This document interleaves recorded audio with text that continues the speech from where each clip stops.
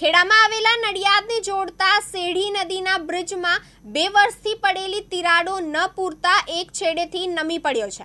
ગંભીરા બ્રિજની ઘટના બાદ રાજ્યના તમામ બ્રિજની ચકાસણી કરાઈ હતી। જરૂર લાગે ત્યાં મરામત કરવાની સૂચના અપાઈ।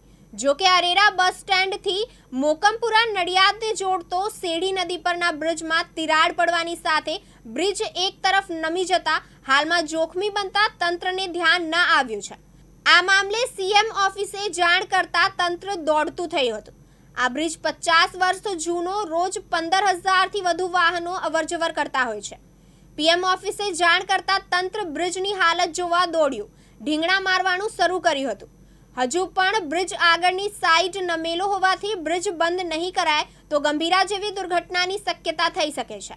આ મામલે વણસોલાના સરપંચ રાજુભાઈ એક તંત્રને મૌખિક રજૂઆત કરી અને ચાલુ વર્ષમાં પણ સીએમ ઓફિસે લેખિત રજૂઆત કરી આ બાબતે ગંભીરતાથી પગલાં લેવામાં આવે તેવી માંગ કરી છે। ગઈકાલે 14/7/2025ના રોજ ગઈ સાલનું કામકાજ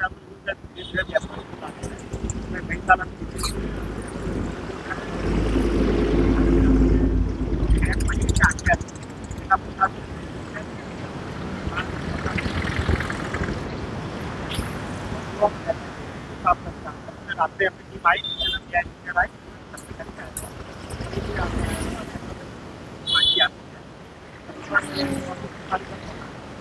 જે વિગતવાર માહિતી છે એમની મેં ચર્ચા ટીમ से કરી છે, જેથી જોખમ દેખાય તો આગળની કાર્યવાહી જે થાય આપણે જોવાની હશે શું કામ કરે છે।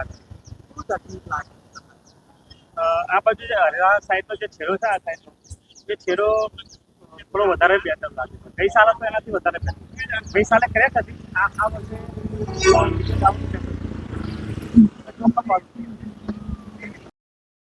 ત્રિશાલ પંડ્યા, દિવ્યાંગ ન્યૂઝ, નડિયાદ।